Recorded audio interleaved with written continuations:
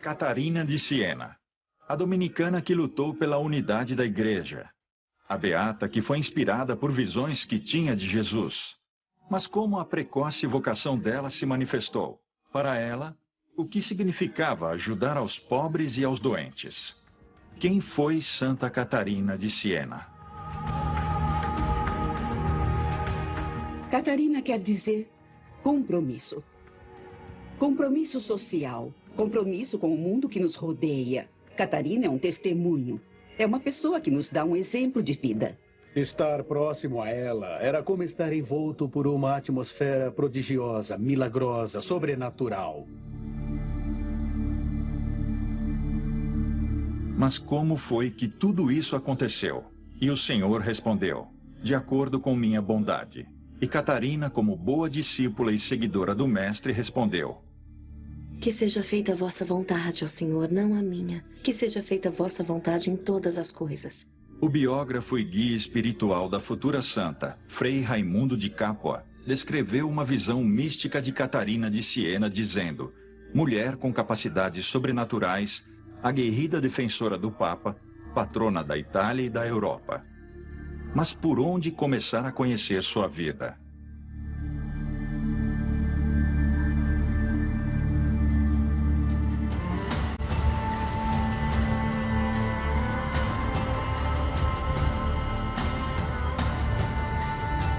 Catarina nasceu em Siena em 1347. Ela foi a penúltima dos 25 filhos que tiveram Jacobo Benincasa e sua esposa, Lapa di Puccio di Piagente.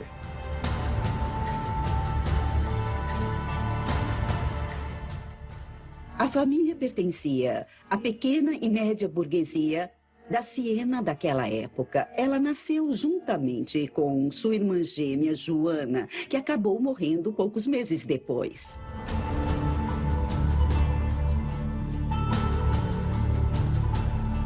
Desde pequena, Catarina acompanhava seu pai, um tintureiro que trabalhava com lã e que usava a água da Fonte Branda para suas tinturas.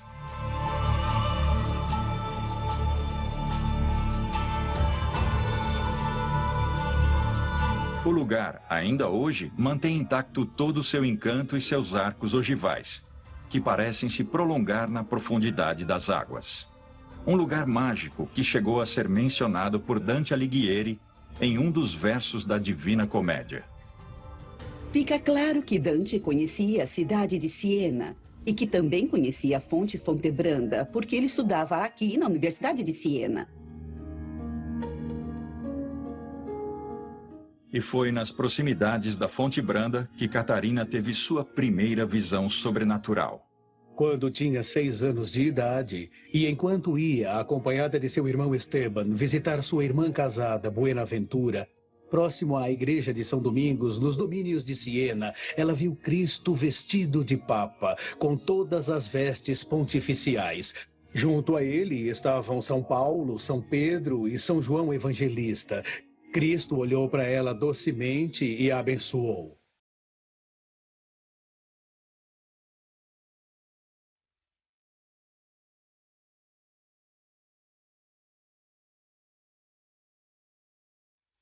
Esta visão é determinante para o futuro de santidade da vida de Catarina.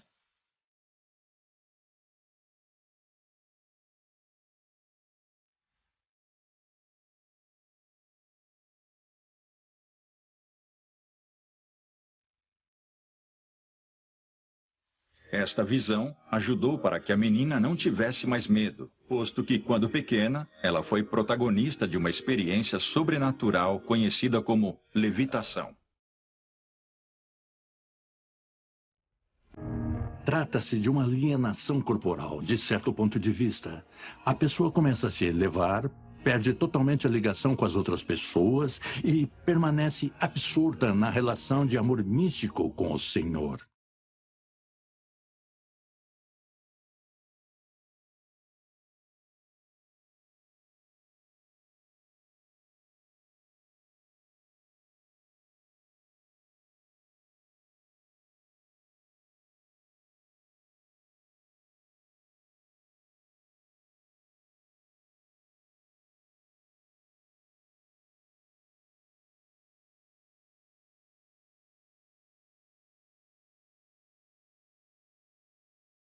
Apesar de sua pouca idade, Catarina passava muito tempo orando sozinha e distante de qualquer brincadeira ou distração.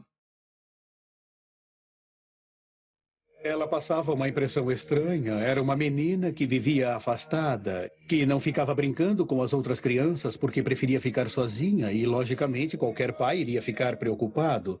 Então, a obrigavam a realizar as tarefas domésticas, justamente para mantê-la ocupada, para que ela não tivesse tempo para pensar, para que não se afastasse tanto. Na cabeça dela, ela já tinha a ideia de iniciar um processo de seguir os passos de Cristo por meio da penitência, da flagelação, da renúncia aos alimentos para tentar viver da forma mais parecida com ele.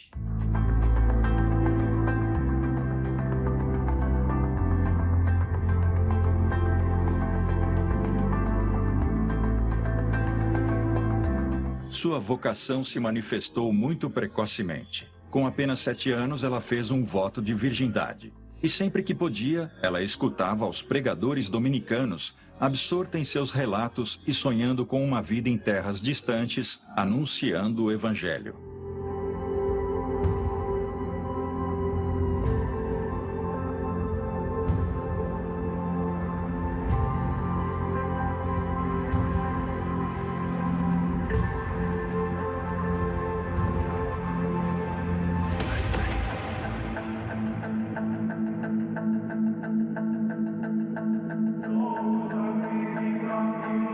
À medida que crescia, Catarina começou a se opor aos projetos de seus pais, que haviam decidido que suas filhas deveriam se casar para duplicar o patrimônio da família. Ao invés disso, ela ansiava outro tipo de vida. Ela começou a ficar reclusa em si mesma, descuidando de seu aspecto físico e submetendo-se a tarefas domésticas muito pesadas.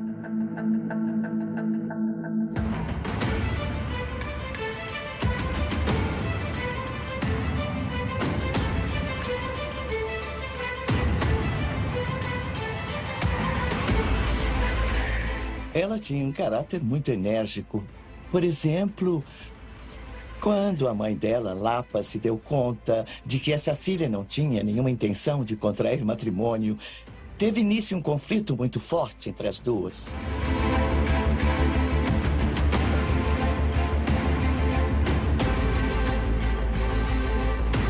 Catarina estava cada vez mais convencida de seu sonho e foi à igreja em busca de orientação e aconselhamento.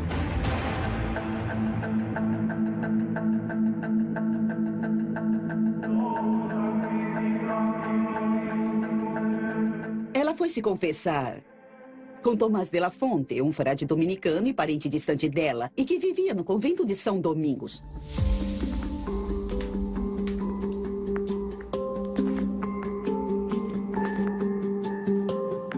Depois disso, a jovem se sentiu consolada e apoiada na decisão de seguir sua vocação. O padre Tomás estava convencido de que todos veriam a grandeza do Senhor refletida nas obras de Catarina.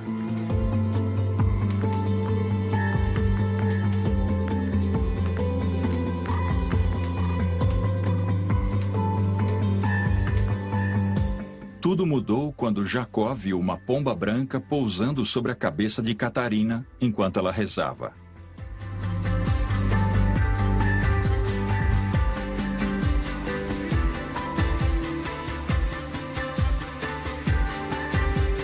Depois de ter visto São Domingos em seus sonhos, Catarina se uniu ao braço laico da Ordem Dominicana.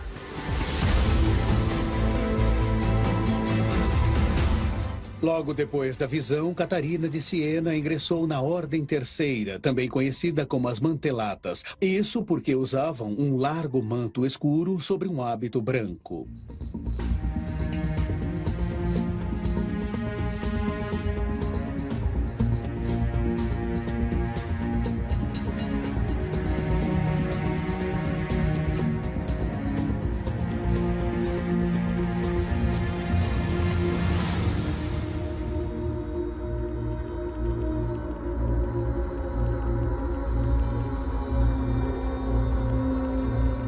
Ela era a ponta do iceberg do que estava acontecendo com a religiosidade feminina daquele período, em particular do século XIV.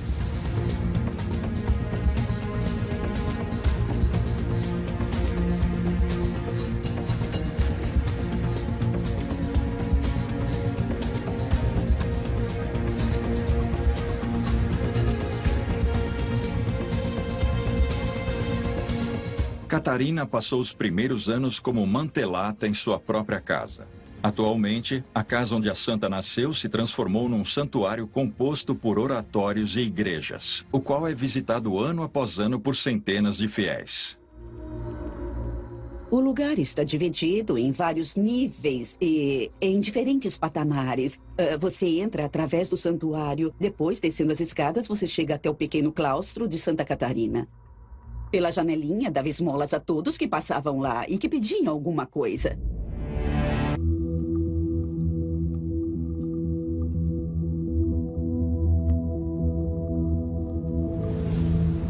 Os biógrafos descreviam uma Catarina continuamente imersa em práticas ascéticas e de penitência, que incluíam conseguir se manter em jejum completo.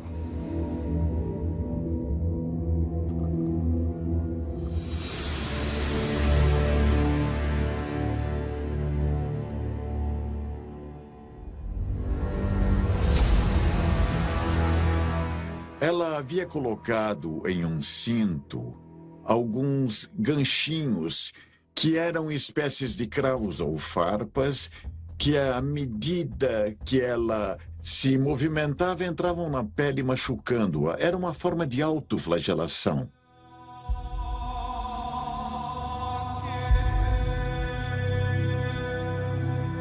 Durante esse período de confinamento, as visões de Jesus se multiplicaram.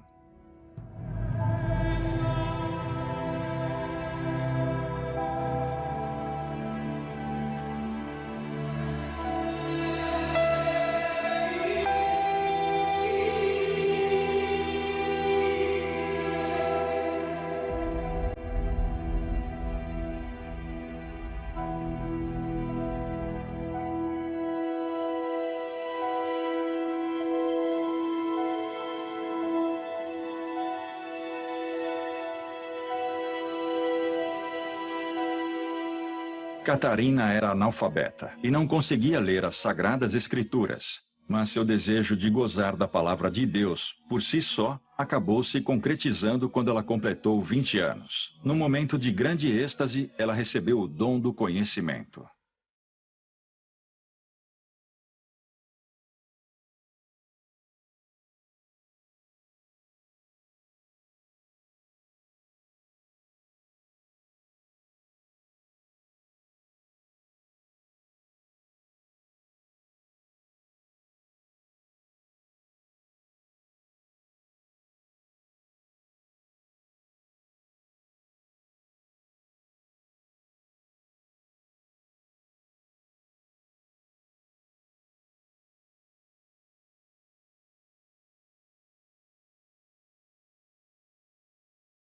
Ela suplicou ao Senhor e disse: se tu és o meu esposo e queres que eu reze convosco, tu tens que me ajudar a poder ler.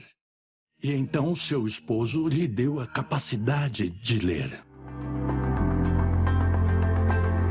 Chegou um momento em que o único desejo de Catarina era unir-se a Jesus, e ela pediu à Virgem que a ligasse ao amor de seu filho. Mas o que são essas núpcias místicas? O que acontece durante um matrimônio espiritual?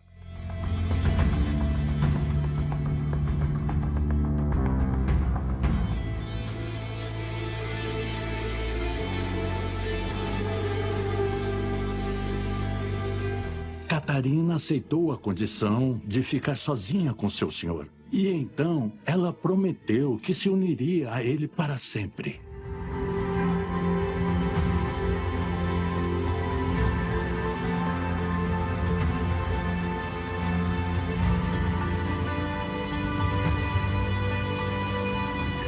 Eu, seu Criador e Salvador, me caso contigo diante da fé. No dedo de Catarina apareceu uma aliança que apenas ela podia ver. Aquele era o símbolo de sua eterna união com Jesus.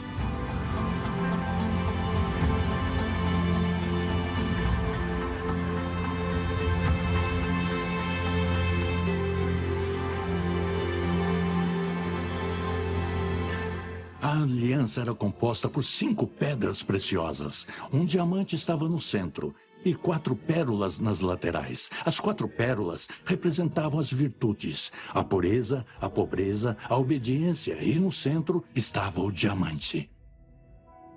Para evitar a notoriedade ou a idolatria em relação à sua pessoa, a mantelata pediu a Jesus que o símbolo da união deles ficasse visível exclusivamente a ela.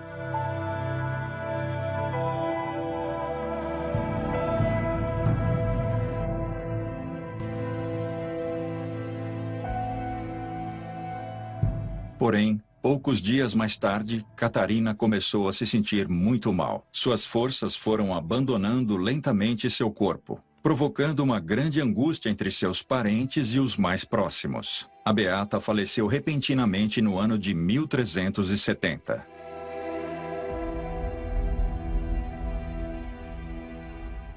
Na verdade, aqueles que viviam próximos a ela percebiam todos os dias uma espécie de clima sobrenatural que a rodeava.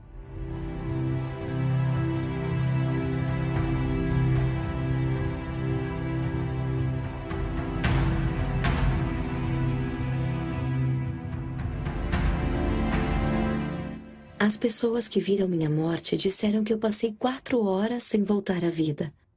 Mas minha alma já havia entrado na eternidade e já havia perdido a noção do tempo.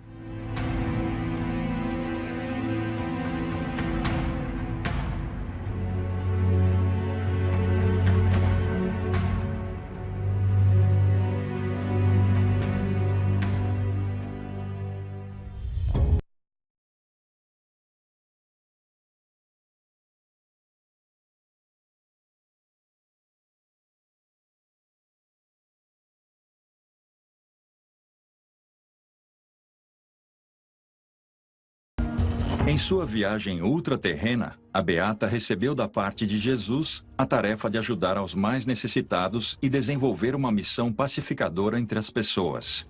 Esse foi o início da fase da vida de Catarina, conhecida como beata social.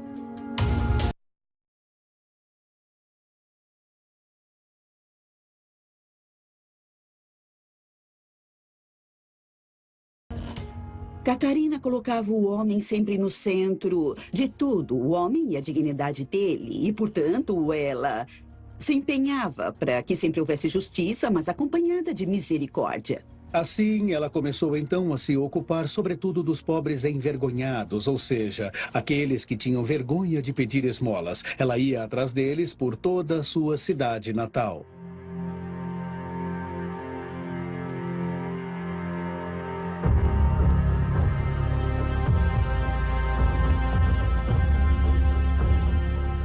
Incansável, Catarina se ocupava de cuidar dos leprosos no Hospital de Santa Maria de La Scala, um dos centros hospitalares mais antigos do mundo.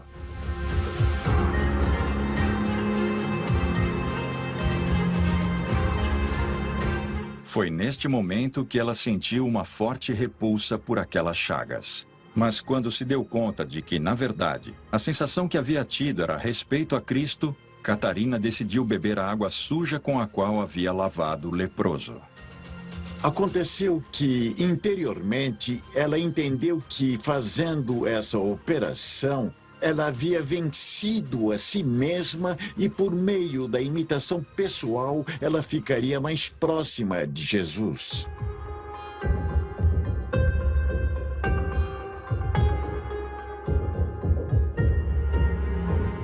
O centro foi transformado num complexo de museus, composto pelo Oratório de Santa Catarina da Noite, sede da Companhia de São Miguel Arcanjo, junto da qual Catarina aprendia a disciplina e rezava à noite.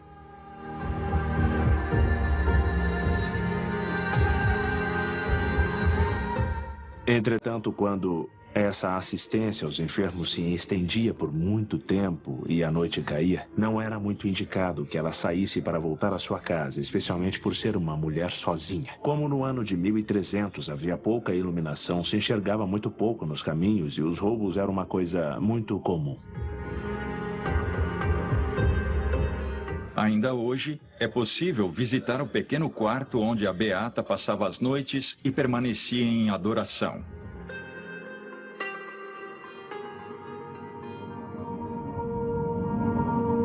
Mas justamente quando ela sentiu que em seu interior crescia a presença de Deus, começaram a multiplicar os ataques do demônio.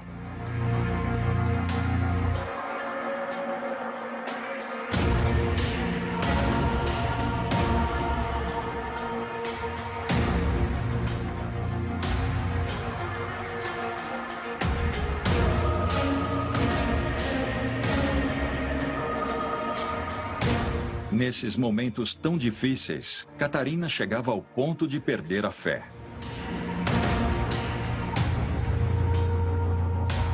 A tentação é a dinâmica da eleição.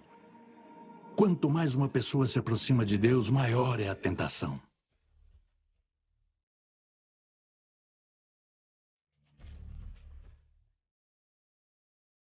Em um dos degraus da escadaria da Praça de São João de Siena, ainda hoje podemos encontrar gravada uma cruz que marca uma queda de Catarina após um ataque das forças das trevas. Depois desse período tão difícil, cheio de dor e tentações, Catarina saiu fortificada quanto à sua fé. E foi durante um êxtase místico que ela passou por mais uma experiência sobrenatural. Enquanto ela estava orando, Jesus apareceu a ela.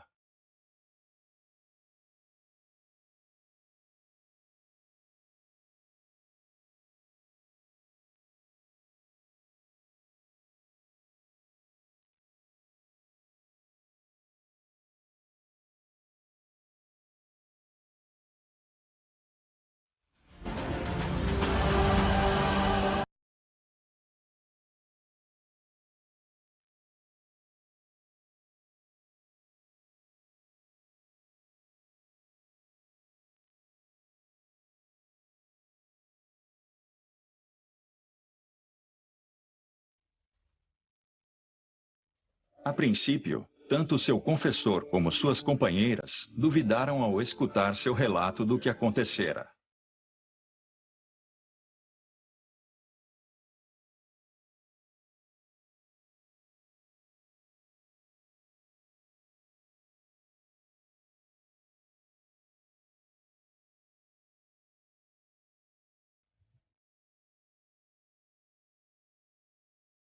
O Senhor arrancou o coração dela, porque ela havia lido um texto de Jeremias que dizia que era necessário ter um coração novo. E ela pediu ao Senhor um novo coração. O Senhor arrancou dela e durante vários dias ela permaneceu sem coração. Ela vivia sem coração. A fama de Catarina, depois disso, começou a aumentar. À grande quantidade de sinais sobrenaturais se somava o forte dom da mantelata que atraía muitas pessoas. À sua incessante atividade caridosa se uniram laicos e clérigos também.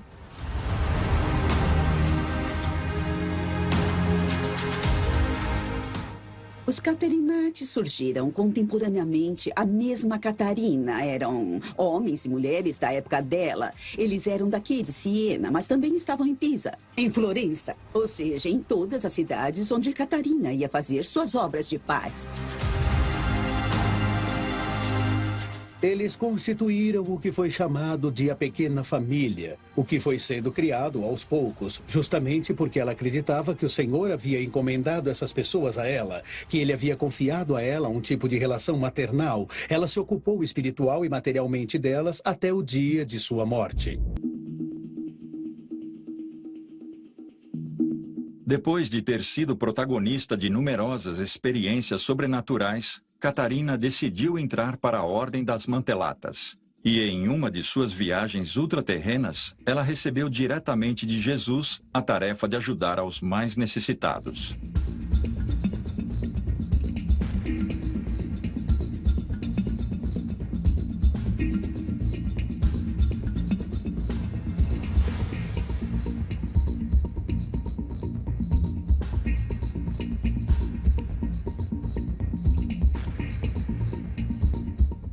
Os prodígios relacionados a Catarina chamaram a atenção da Ordem Dominicana. Ela foi convocada a se apresentar diante do Conselho da Ordem, que aconteceu em Florência. Ali, ela foi acusada de protagonismo excessivo, o que não era aceitável para uma mulher e muito menos para uma analfabeta. Catarina passou por uma longa avaliação, onde não encontraram nenhum tipo de heresia, e a designaram a um guia espiritual, o Frei Raimundo de Capua.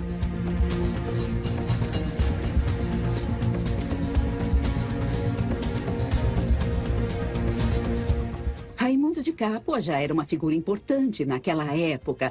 Ele era descendente da família de Pierre de Lavigne, o famoso chanceler de Federico II, que foi retratado por Dante no 13º canto da Divina Comédia. Mas ele era um diplomata, era um homem muito culto.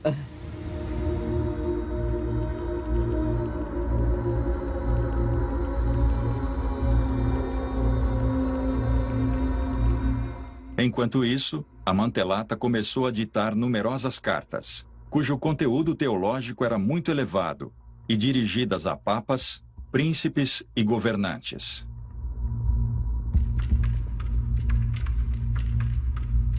Catarina conhecia perfeitamente as fraquezas e as misérias dos homens de poder.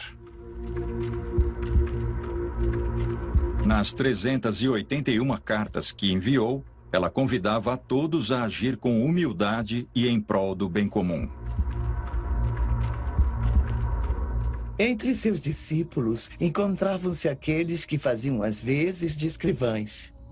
Mas sabemos que ela era capaz de ditar simultaneamente 2 ou 3 cartas e a pessoas diferentes. Esse foi o início de um período no qual ela se ocupou de política, protagonizando numerosas viagens e encontros pacificadores. Seu objetivo era tratar de preservar a unidade da Igreja, protagonista de fortes lutas internas que estavam lacerando-a. A partir do ano de 1309, a residência do papado foi forçada a se transferir até Avignon, na França, depois de um período de desacordos entre o Papa e os monarcas europeus. A partir do ano de 1300, tivemos períodos de experimentações, de grandes mudanças, de reorientação. Nasceram novas forças, particularmente as denominadas monarquias nacionais. Nesse movimento temos especialmente a da França, mas também a da Inglaterra, as monarquias que se encontravam dentro do território espanhol e também a monarquia que estava na Itália meridional. O Papa em Avignon caiu como um terremoto para toda a Europa do ano de 1300. Ele já não estava mais próximo do túmulo de Pedro, que era seu lugar, onde tinha que estar o sucessor dele.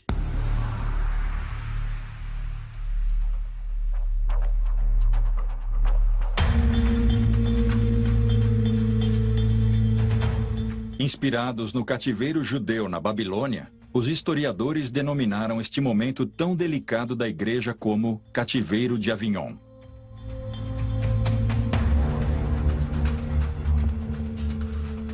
Uma vez terminado o exílio em terras francesas, teve início um período de profunda crise, conhecido como o Grande Cisma do Ocidente.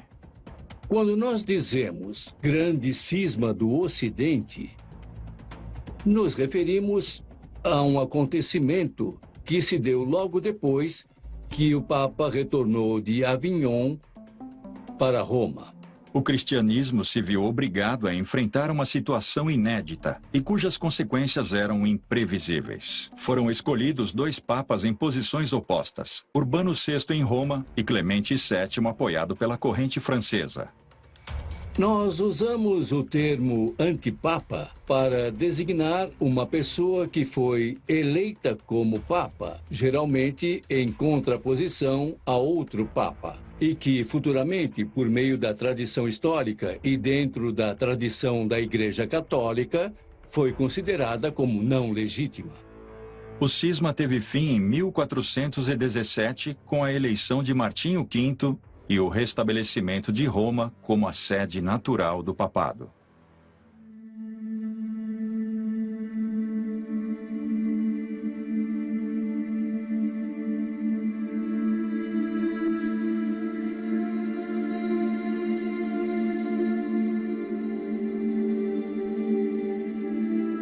A Itália estava sendo devastada pela peste. A notícia das numerosas curas milagrosas que Catarina havia feito ultrapassaram rapidamente as fronteiras de sua terra natal, Siena. Em 1375, ela foi chamada a Pisa para levar seu dom à caridade.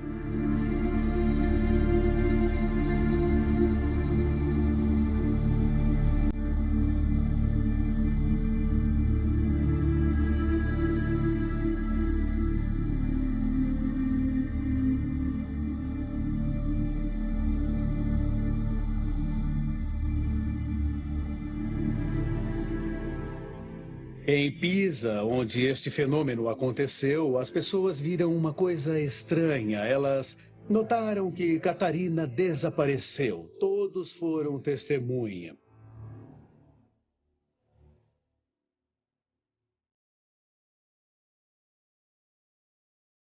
E foi na igreja de Santa Cristina de Pisa onde aconteceu mais um episódio sobrenatural.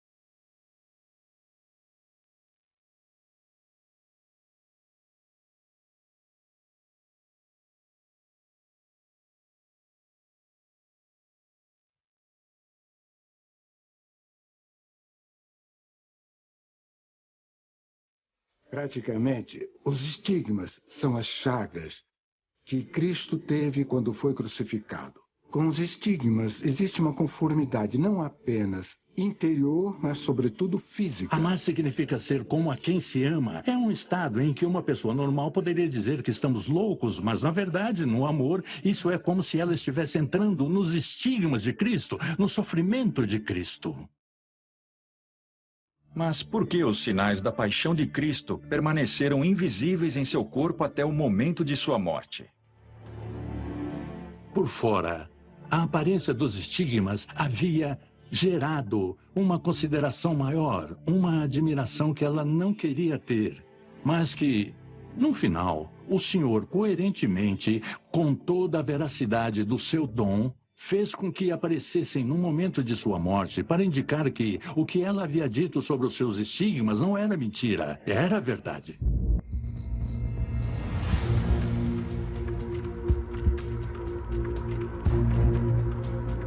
Catarina foi conquistando a fama de ser a beata pacificadora, o que a motivou a ir ao encontro do Papa Gregório XI no exílio. Em 1376, depois de uma longa viagem a pé, ela chegou em Avignon. Mas existem provas históricas que comprovem esse encontro? E caso existam, sobre o que eles falaram precisamente? Esse encontro realmente aconteceu. Há documentos que comprovam isso, assim como as bulas papais, sem dúvida. Catarina sentia que sua missão era de fazer com que ele regressasse a Roma, além de conseguir reformar ou reconduzir os bispos ao caminho das virtudes. Já que, infelizmente, muitos deles tinham caído no vício.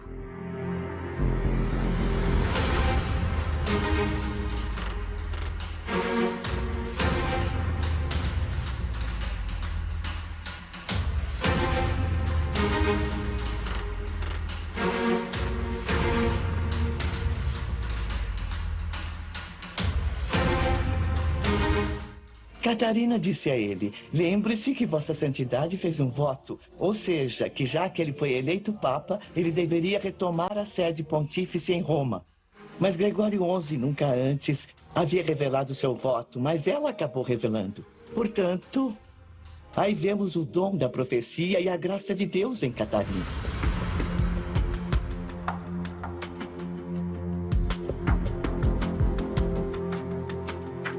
Lendo suas cartas, encontramos uma Catarina aguerrida, que em várias ocasiões suplicou ao Papa que deixasse de lado os medos e que superasse os obstáculos.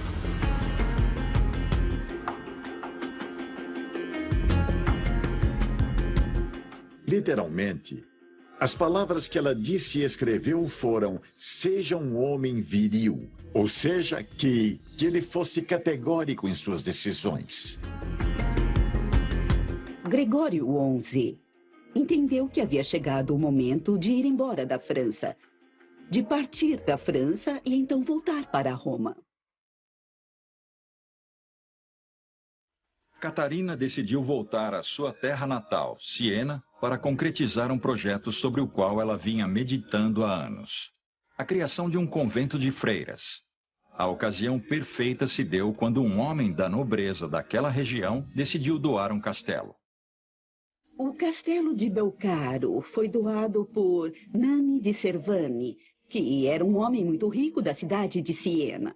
Ele doou esse castelo e ela ficou contente, porque ali ela poderia criar uma ordem religiosa, um monastério para mulheres onde iriam respeitar rigorosamente as regras, onde haveria um grupo de freiras que se dedicaria à oração, ou seja, um monastério que fosse destinado especificamente à oração.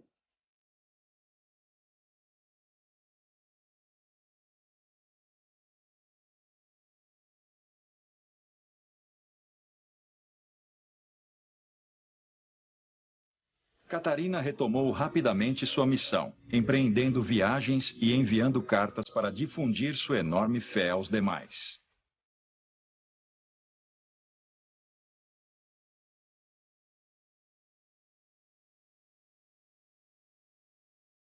Uma das cartas mais belas é a que ela escreveu a um condenado à morte em Florença.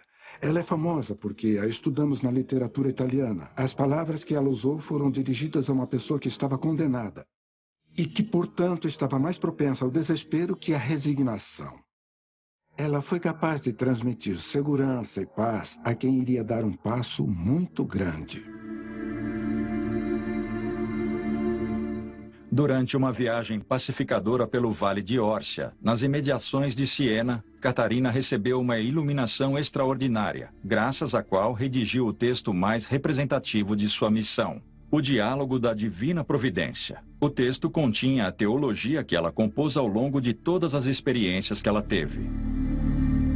Catarina chamava o Diálogo da Divina Providência de O Livro. Ele era a história da salvação da humanidade e do indivíduo.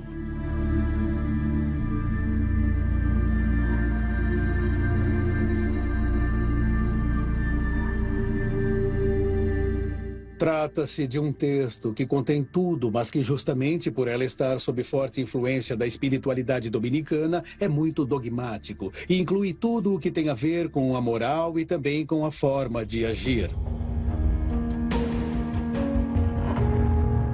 Em 1378, o recém-ordenado Papa Urbano VI a convidou para ir a Roma. Catarina incitou a todos a realizar uma reforma para conseguir a paz e a unidade dentro da igreja.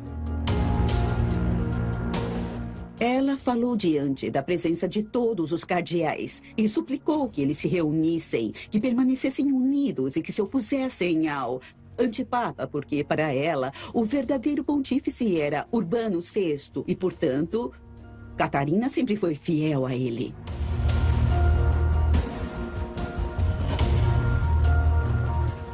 Durante sua estadia em Roma, e apesar das dores que sofria por sua vida de ajudas e esforços, Catarina ia todas as manhãs rezar na Basílica de São Pedro.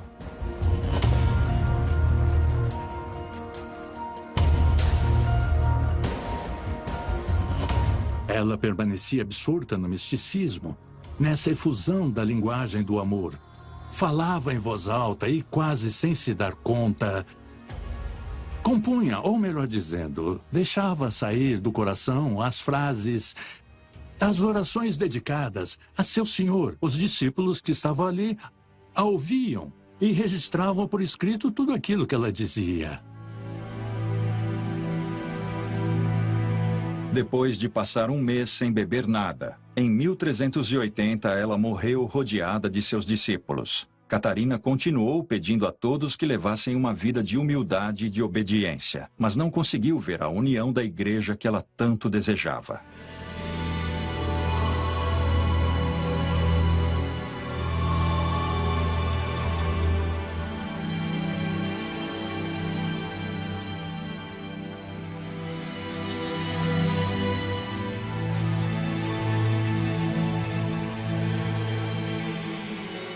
Ela morreu com 33 anos na região de Minerva, em Roma, e disse: eu não morro por conta de nenhuma doença, a não ser esta, a igreja.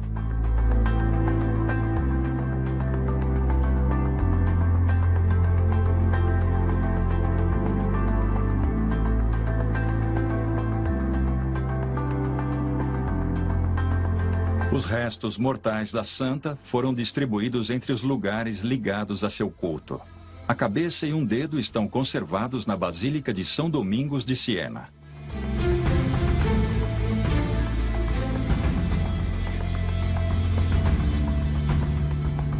Uma mão e uma omoplata ainda são veneradas no monastério do Santo Rosário de Monte Mário, em Roma.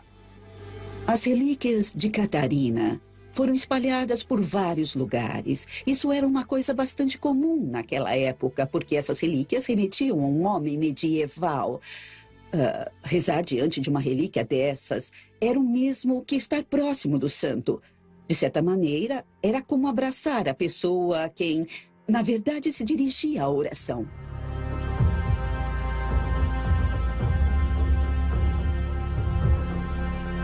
Com base em suas capacidades ultraterrenas, em sua profunda teologia e em sua tenaz fidelidade ao Papa, a Igreja concretizou a beatificação de Catarina e a proclamou doutor universal da Igreja e patrona da Itália e da Europa. Catarina foi um verdadeiro exemplo de religiosidade muito intensa e que foi experimentada radicalmente pelo mundo todo. Ela foi uma mulher que, sendo praticamente analfabeta com a sua obra, soube solucionar conflitos, soube resolver disputas e também soube dar um significado pleno e preciso à palavra de Deus.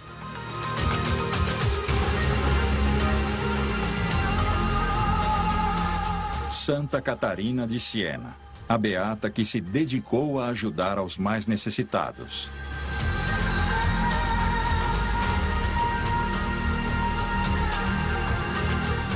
A mulher que lutou pela unidade da Igreja Católica. Catarina, uma mulher valente, marcada por Deus.